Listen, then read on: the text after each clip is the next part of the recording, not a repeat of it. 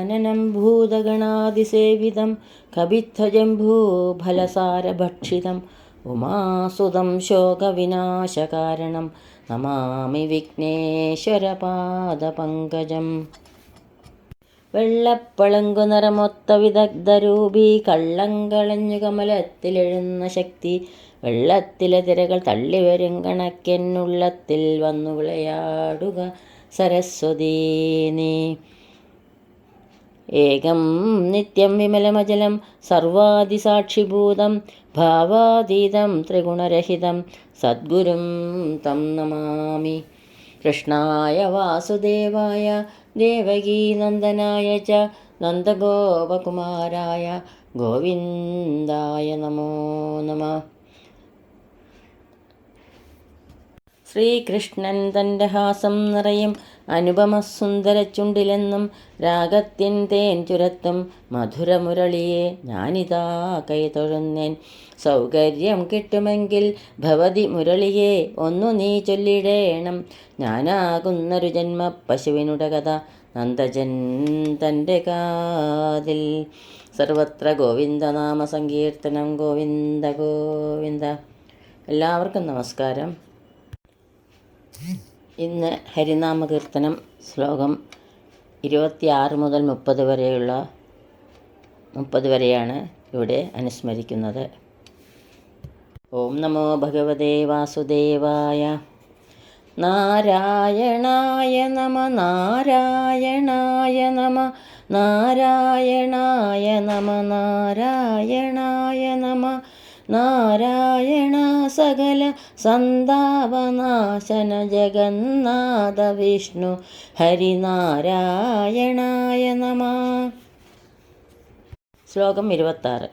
ഓതുന്നു ഗീതകളിതെല്ലാം ഇതെന്ന പൊരുളേതെന്നു കാൺമതിനു പോരാ മനോബലവും ഏതെങ്കിലും കിമപി കാരുണ്യമിന്നു തവ സാധിക്ക വേണ്ടു ഹരിനാരായണായ നമ.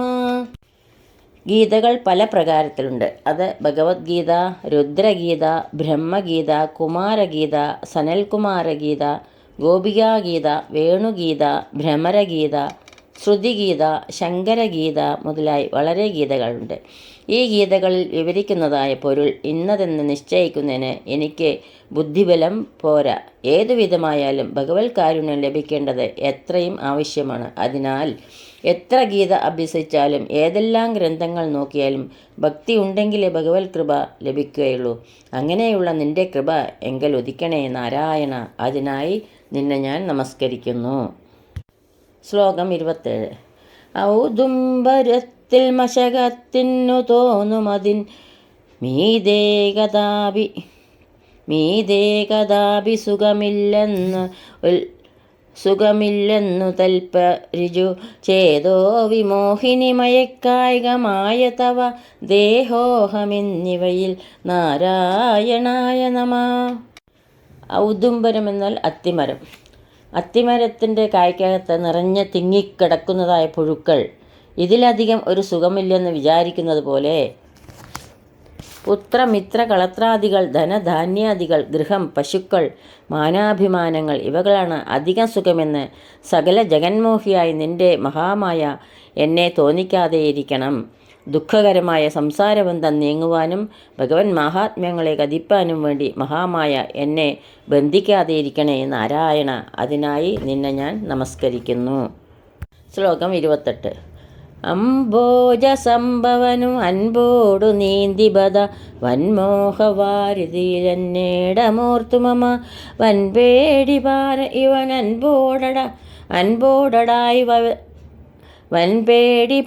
ഇവൻ അൻപോടടായി അയവതിനു മുമ്പേ ത്വഴാമടികൾ നാരായണായ നമ.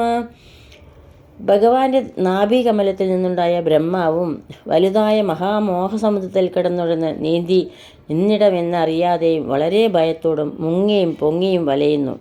അങ്ങനെയുള്ള മഹാമോഹം എന്നെ വന്ന് പിടികൂടുന്നതിന് മുമ്പ് നിന്റെ പാതാരവിന്ദങ്ങളെ തൊഴാറാകണേ നാരായണ. അതിനായി നിന്നെ ഞാൻ നമസ്കരിക്കുന്നു.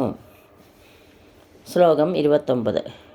അപ്പാശവും വടിയുമായി കൊണ്ടജാമിളനെ മുൽപ്പാടു ചെന്നു കയറിട്ടോരു കിങ്കരരെ പിൽപ്പാടു ചെന്നത് ഒരുവനാൽ വരെയും അപ്പോലെ നൗമി ഹരിനാരായണായ നമ. അജാമിളൻ എന്നൊരു ബ്രാഹ്മണൻ കന്യാകുമാരി എന്ന ക്ഷേത്രത്തിന് സമീപത്ത് വൃദ്ധരായ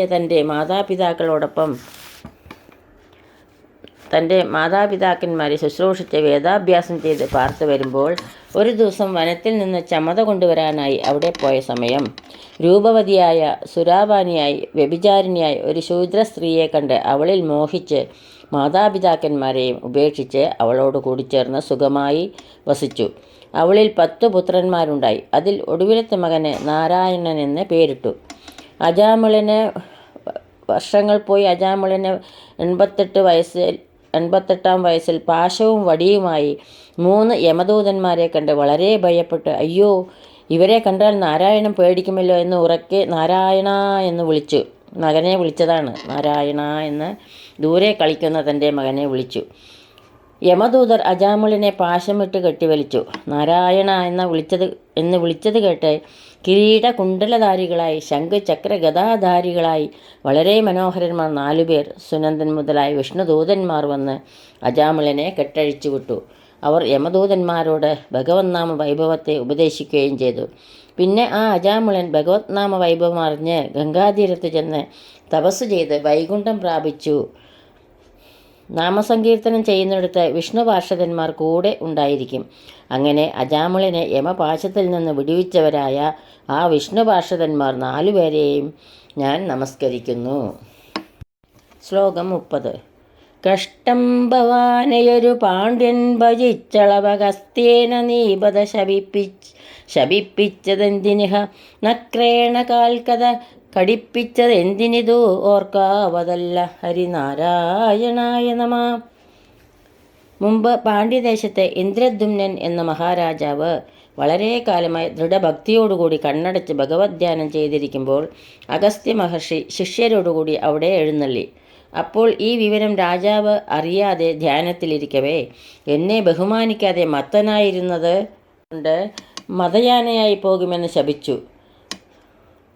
അതെന്തിനെന്ന് വെച്ചാൽ രാജാവ് ദ്രവ്യമതത്തിൽ നിന്ന് ഒഴിഞ്ഞ് ഏകാന്ത ഭക്തിയോടുകൂടി കഠിനമായി ഈശ്വരനെ സേവിപ്പാനും ബ്രാഹ്മണരുടെ വലിപ്പം ഇത്രയെന്ന് കാണിപ്പാനും വേണ്ടിയാണ് അഗസ്ത്യനെ കൊണ്ട് ശപിപ്പിച്ചത്. ആ ശാപത്താൽ രാജാവ് ആനയായി ഭവിച്ചു.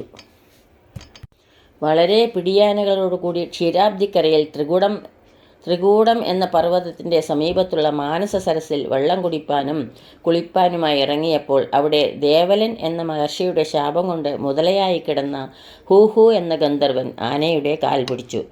ഇങ്ങനെ 1000 സംവത്സരം തമ്മിൽ വലിക്കുന്ന സമയം ആന നന്നേ ക്ഷീണിച്ചു ദുഃഖിച്ച് മുമ്പിൽ ഈശ്വരധ്യാനം ചെയ്ത മാഹാത്മ്യം കൊണ്ട് ജ്ഞാനമുണ്ടായി ഭഗവാനെ നിർഗുണമായി സ്തുതിച്ച് തൻ്റെ തുമ്പിക്കൈ കൊണ്ട് താമരപ്പൂ പറിച്ച് പൂജിച്ചു.